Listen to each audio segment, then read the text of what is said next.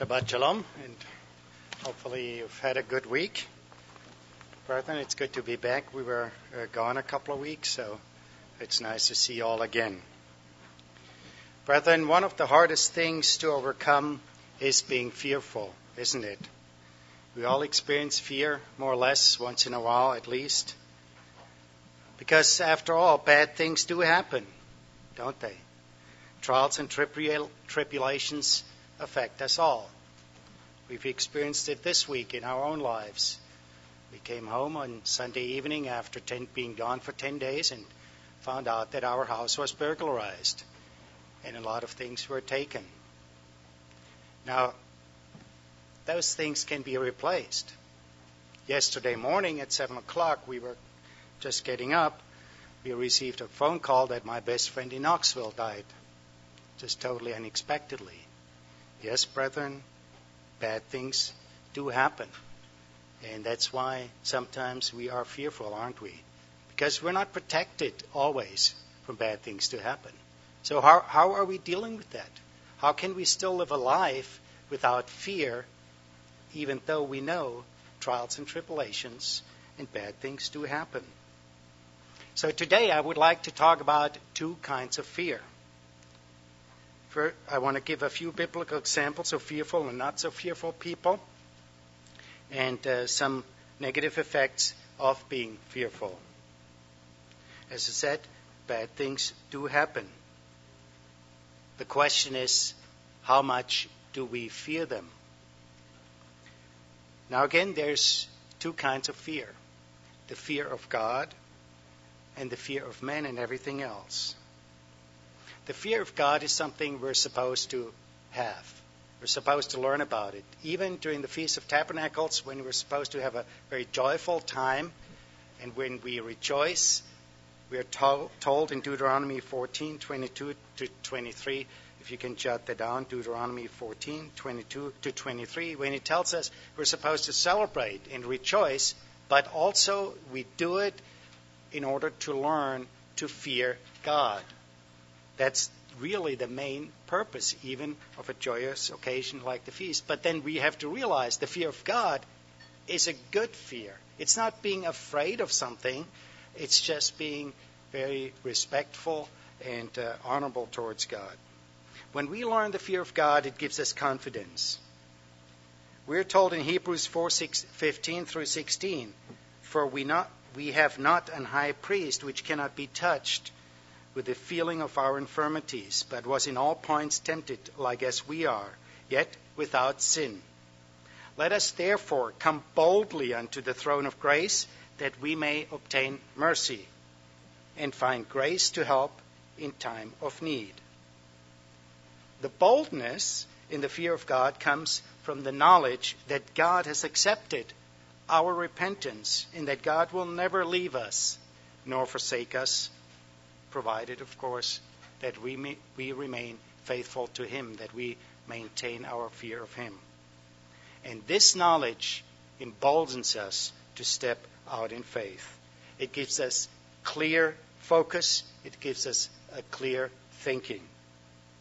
Now, on the other hand, when we have other fears, not the fear of God, we lose focus. We feel insecure. We bite our fingernails, expecting or anticipating the worst. It's the opposite, total opposite of the fear of God. It is inspired by Satan, the devil. He wants us to fear. He wants us to be afraid. But we are supposed to overcome fear. That's our goal. We are called to overcome. Revelation 21, verse 7, we're told, He who overcomes shall inherit all things and will be his God, and he shall be my son. In verse 8, it says, but the cowardly or fearful in the King James Version, unbelieving, abominable, murderers, sexually immoral, sorcerers, idolaters, and liars shall have their part in the lake which burns with fire and brimstone, which is the second death. It's a very serious thing to be fearful. Again, it comes from Satan. It's not from God. And the fearful here, the Greek adjective used here is delos. And this is not the normal Greek word for fear, which is phobos. You know the word phobia. Rather, the Greek adjective delos means cowardly, timid, having no courage, afraid to make independent decisions, afraid to take independent actions, a total absence of confidence. There's a couple of other places in the New Testament. Matthew 8, verse 26, it says, "But he said to them, 'Why are you fearful, O you of little faith?'" That's when they were in the boat with him, and then he got up and rebuked the winds and the sea, and there was a great calm. In Mark 4, verse 40, he says, "Why are you so fearful? How is it that you have no faith?" So our fear of other things, of other people, is often connected to a lack of fear of God and a lack of faith. You all remember the story of the guy with the talent that hid his talent. Why? Because he had a wrong kind of fear. This servant, he said, "Well, I was terrified, I was scared." And he actually used the Greek word phobio. He used that word because, of course, he wouldn't admit that he was a coward, right? Have you ever seen anybody walk up to someone, "I'm sorry, I'm such a coward, that's why I did it"? No, it's much more acceptable to say, "I'm sorry, I was afraid." And of course, it's not, good people get afraid, right? It's an acceptable thing in society. Nobody will scold you. Nobody will think of you that you're not a good person if you're fearful. Well, again, according to the world's standards, we can be good people and still be fearful. But that's because the whole world is permeated by a spirit of fear, isn't it? But God has higher standards for us. Now, the problem with this guy that was fearful and hid his talent was the fact that he violated the spirit of the second commandment. He had the false image of God in his mind, a God that is harsh, unfair, and so on.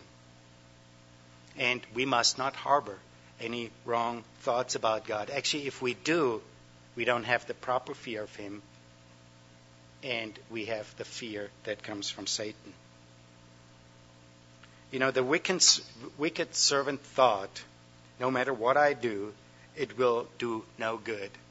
Does that remind you of a verse in Ecclesiastes where it says, "Vanity of vanities"? Whatever I do, it will do no good. Well, that's a word from a very bitter man, from Solomon, when he turned very bitter, when he no longer had the Spirit of God. But in 2 Timothy chapter 1 and 7, we are clearly told, "For God has not given us the spirit of fear, but of power and of love and of a sound mind." So a spirit of fear clearly is not from God. The Greek noun daileia comes from the adjective delos, as I mentioned what that means, cowardice, and timidity. There is indeed a spirit of cowardice in this world, isn't there? And that spirit comes, again, directly from Satan. Satan inspires people a fear of the unknown. Now, why should we fear the unknown? Well, Solomon also, when he became bitter, he said, "Time and chance happen to them all." It's like, well, God's not really in control. Whatever happens, everything's a coincidence. But notice what his father David, a man after God's own heart, was saying in this regard. He said in Psalm 56, verse 4, "In God I will praise his word. In God I have put my trust. I will not fear what flesh can do to me." And in Psalm 118, verse 6, he says, "The Lord is on my side. I will not fear what can man do unto me." And remember his encounter with Goliath. David made some mistakes in his life, even as we do. But that did not stop David from being bold and confident that God was on his side. We must have that same confidence in God. We need to distance ourselves from the world's culture that instills fear. Scary movies instill a fear that is from Satan. I make a bold statement here, and maybe, hopefully, nobody will get offended. As far as I'm concerned, Harry Potter is never ever to be watched by true believers. It's inspired by Satan, the devil, a kind of fear, that is from him.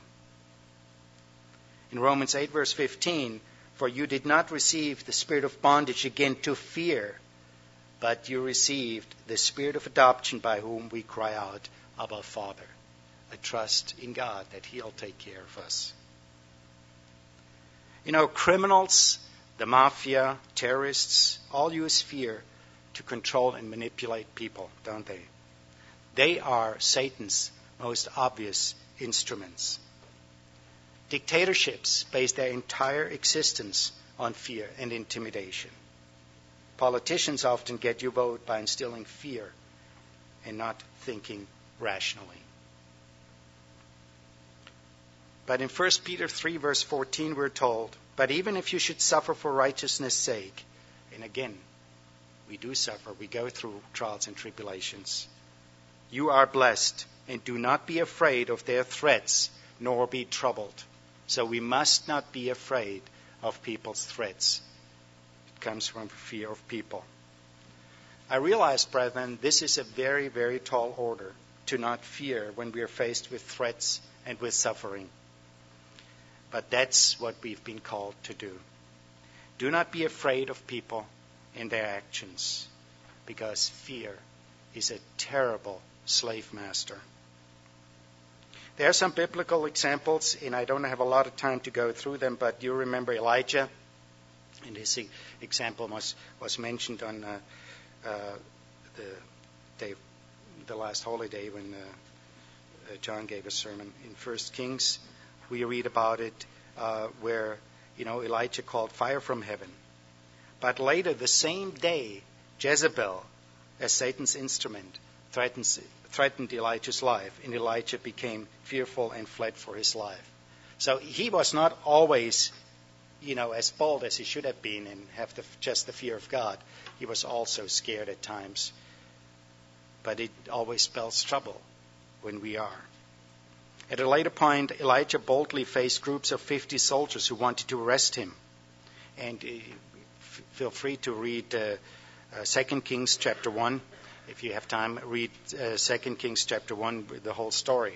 Now, twice Elijah called fire from heaven to destroy those who wanted to arrest him. It was because an angel told Elijah, go down with him and be not afraid of him, that Elijah didn't call fire from heaven a third time. In this episode, Elijah did not fear at any time in that whole chapter. But there were times again when he did. And even Abraham.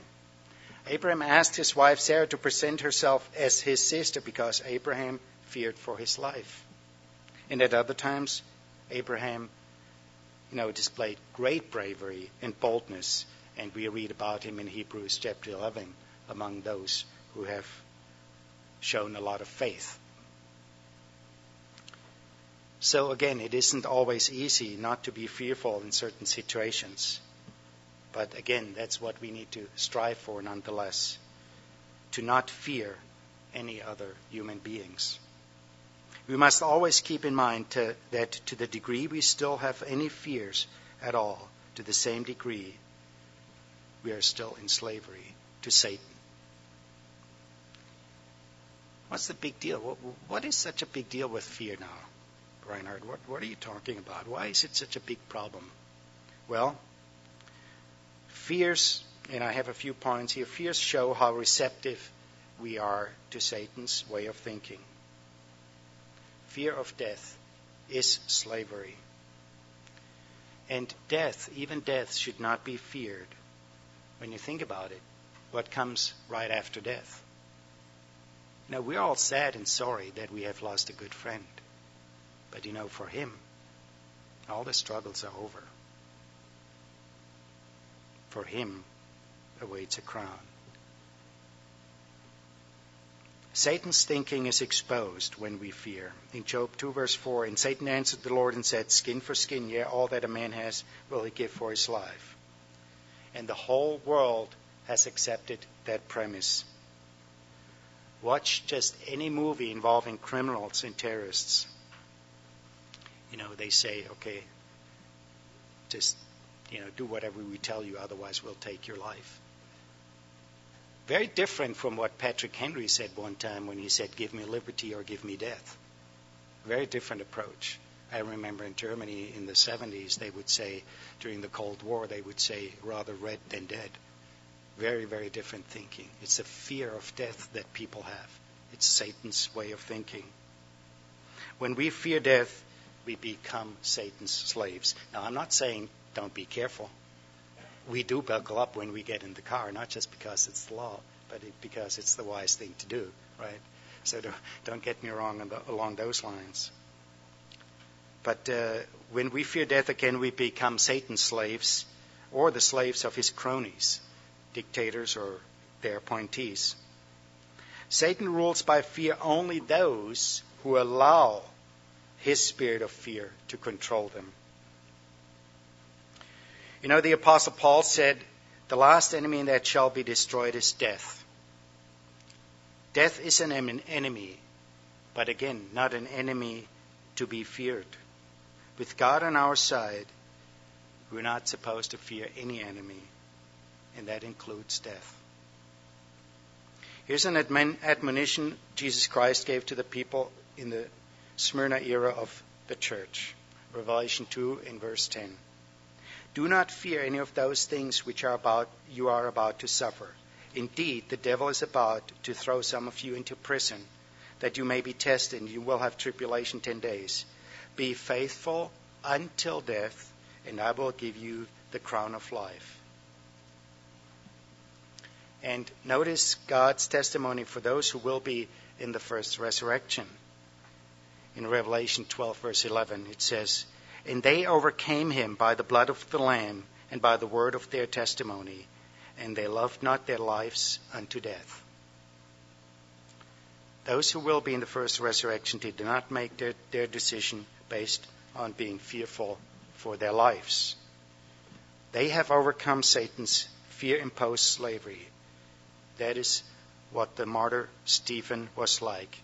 In Acts 7, verse 59 through 60, Acts 7, 59 through 60, he said, and they stoned Stephen, calling upon God and saying, Lord Jesus, receive my spirit. And he kneeled down and cried with a loud voice, Lord, lay not this sin to their charge. And when he had said this, he fell asleep. Again in 1 John, verse 14, we're told, there is no fear in love, but perfect love casts out fear, because fear has torment. He that fears is not made perfect in love. As long as we have fears, brethren, we cannot really grow in our understanding of God's mind and God's way of thinking. Fears shackle our minds to flawed ways of thinking and reasoning. Fears are clear evidence that we still think like Satan thinks. Another point about fear. Fears are the greatest evidence of a lack of faith. Paul explained that without faith it is impossible to please God. Recall the example of Peter walking on water, and he said, Come. And when Peter was down out of the ship, he walked on the water to go to Jesus. But when he saw the wind boisterous, he was afraid. And beginning to sink, he cried, saying, Lord, save me. And immediately Jesus stretched forth his hand and caught him and said unto him, O you of little faith, wherefore did you doubt? It is faith in God only that will help us to overcome fear. Another point is fears are the evidence that we really don't fully trust that God will help us. Paul says, though, to the Philippians in Philippians 4, verse 5 and following, he said, But my God shall supply all you need according to his riches in glory by Christ Jesus. So we don't need to be afraid that God will not provide us with everything we need. And David also, again in Psalm 23, verse 4. We all know that very well, Psalm 23. In verse 4 he says, "Yet though I walk through the valley of the shadow of death, I will fear no evil. For thou art with me, thy rod and thy staff, they comfort me." Another problem is with fear, and that's a big one. Fearful people cannot be trusted. That may surprise you. Why do I say this? Well, because they will make decisions based on fear. Principles are ignored. They gave in to peer pressure. Fears dominate and take priority. They in effect make the decisions that Satan is pressuring them to make. And that is one major reason why God cannot work with fearful people. They are unreliable when they don't fear him, but other things or other people. Many wrong decisions are made based on fear. Financial decisions, job decisions, marriage decisions. People marry the wrong person because they think they're running out of time. The biological clock is ticking. I've seen it many times. So out of fear, we often make the wrong decisions, and our judgment cannot be trusted. People make wrong child-rearing decisions. They think if they're strict with their children, for example, they'll lose the love of their child.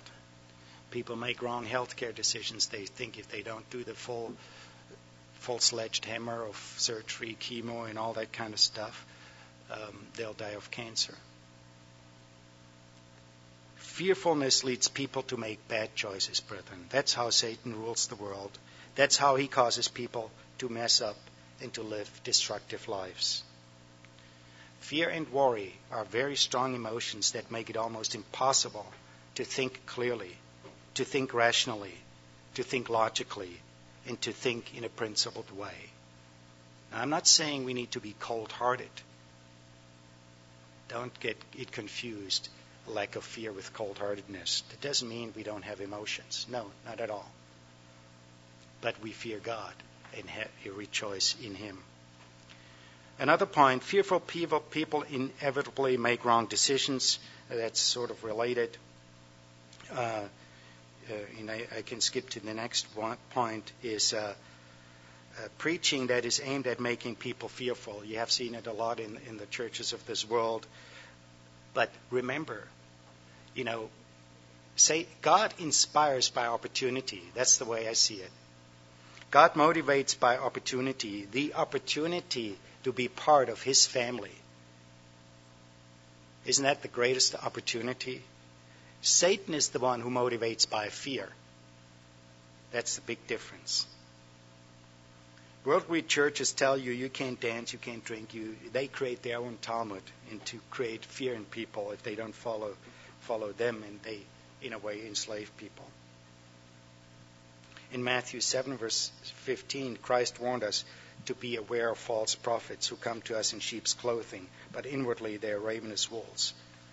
The most obvious effect wolves have on sheep is that they instill fear in the sheep. And people who do that, they are not true shepherds. Sheep should not be afraid of their shepherd, should they? People kept the commandments out of spirit of fear often in the past. People that we have known very well. And they didn't keep the commandments in a spirit of love. Because they just kept it in a spirit of fear, not in a fear of love. They're gone. They're no longer with us. And the last point why fears are a big problem is fears are the major reason for most lies. When we are tempted to lie, usually because we are afraid of people knowing the truth about us and what we have done or neglected to do and what we think. It is fear which pressures us to make the wrong decisions. Notice something that Jesus Christ said. And you shall know the truth, and the truth shall make you free. In what way does the truth make us free? The truth sets us free from fears. People who have fears any fears are not really free, are they? It is only when we have no fears that we are truly free. It is only when we have no fears about the truth being known, the truth about us and what we have done and what we may think and believe, that then we can truly be free. God knows it all anyway, doesn't he? True freedom is only possible in the total absence of all the wrong fears. Lies enslave us because lies result in fear of the truth becoming known. Without a fear of the truth becoming known, we would be tempted far less to lie, wouldn't we? Without a fear of the truth becoming known, people could never be blackmailed, and people could not be pressured to do things they really don't want to do. Yes, again, fear is a terrible slave master. And then there's the fear that we won't make it into the kingdom. And people think it is, and let's realize, it is not our own good deeds that get us into the kingdom. However, we have been called to a special relationship. God has called us in His mercy. And we are just as frail and weak as other people. And we know that. But we must live our lives in integrity before God, in spite of falling short at various times. And that integrity gives us then the confidence that God will resurrect us if we do die before the Christ's second coming, to immortal life in His eternal family. And with Paul we are to have the confidence that henceforth there is laid up for me a crown of righteousness, which the Lord, the righteous judge, shall give me at that day, and not only to me, but unto all them also that love His appearing. It is Satan who wants God's people to feel, give up. What's the use? You'll never make it. Just look at you. You always fall short. So go ahead and bury that one talent. At least then you won't lose it. That's Satan's inspiration. That kind of fear. But faced with such negative thoughts, we need to say with the Apostle Paul, I can do all things through Christ who strengthens me. Philippians 4 verse 13. In conclusion, brethren, I think we can see that being fearful and having the fear of God are totally opposite from each other. Satan broadcasts a spirit of fearfulness to this world with the goal of enslaving all human beings. We need to recognize that such a spirit of fearfulness will mess up people's minds to the point where people will make decisions that are totally wrong before God. Now, of course, all of us, including me, at times still have some fears.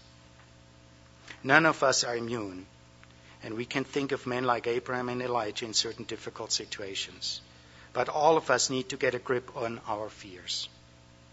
And when we can recognize that we are being pressured to fear someone or something, then we need to look to God in faith. A spirit of fear is not from God. It is from Satan. And God has rejected Satan, including his spirit of fear. And we should recognize that our lives are always in God's hands, whether we trust God or not. And we are far better off when we resist the pressure to make a foolish decision because of fears. When we resist Satan and the fears that he tries to enslave us with, brethren, then he will also flee from us. Let us be free from the bondage of fear, free from the spirit of Satan. Let us yield to God's Spirit. Again, for God has not given us the spirit of fear, but of power and of love and of a sound mind.